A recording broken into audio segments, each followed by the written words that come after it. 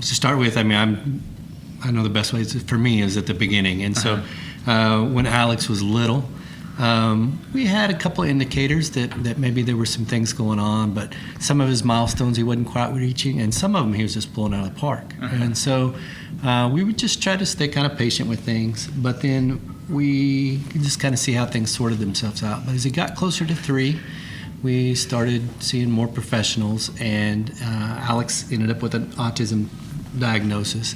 And that was good for us because we kind of had a plan or an idea of some more of the resources or things that we could go do. And at the time when he was 3, he was almost nonverbal, which if you would have told me when he was 3 that, well, whenever he was 7 he'd have his own YouTube channel, he's hosting videos, I would have been right. I'd have been over the moon. And I'm over the moon now, but at that time we were just worried if he would ever talk at all. So he was the hardest working man in Oklahoma for a period. He had 2 or 3 speech therapies a week. He had occupational therapies. He was doing a lot of work. At the age of 3, he started a pre-K program at one of the public schools. It was a special inclusion class, and he did awesome. And he did awesome at 4. He was doing so awesome that whenever he started kindergarten, we kind of took too big a step. And we went from, okay, we've been doing all these special programs. Everybody thought he's ready for a regular classroom. And academically he was, but that was just not the environment he'd been in. He'd been in with lots of one-on-one instruction and a lot of hands-on activities, and now all of a sudden he's put in a classroom with 25 kids in a school of 1,000, and it was just way too big a leap. And so he had an awesome teacher. Shout out Miss Grasden. She was amazing, but the structure just wasn't there for a lot of flexibility to adapt to the things he needed. And that was the COVID year. And so when COVID started, everybody, we were forced to adapt to learning at home. Yeah. And that got us thinking, okay, maybe we can do this. Maybe this works out. And at the same time, he's learning at home.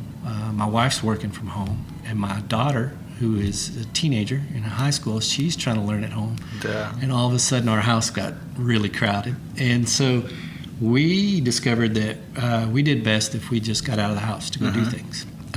He would still do some regular classwork on the picnic table somewhere, but we would make it fun going somewhere else. So that was the end of his kindergarten year.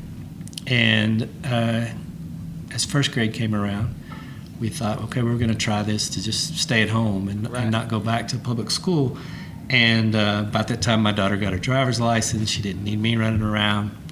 I started off what was going to be a leave of absence from work, but ended up just becoming a stay-at-home dad. Yeah.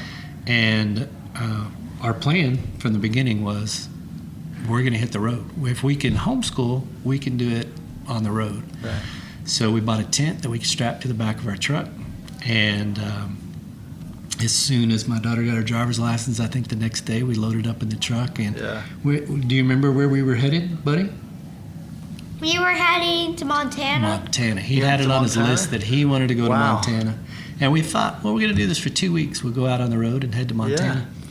And now we had a regular curriculum that we were doing. So in the mornings we would do worksheets or whatever was assigned to us. And in the afternoon we would explore. Yeah. And by nighttime we'd be at a camp somewhere.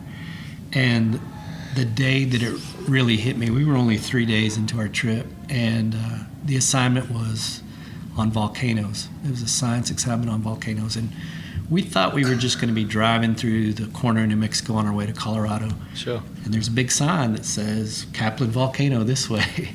And we said, hey, let's go. Yeah. And so we, on the day he was having to fill out a worksheet about the volcanoes, we were hiking a volcano. And that made it great for him. Right. And honestly, selfishly, it made it great for me.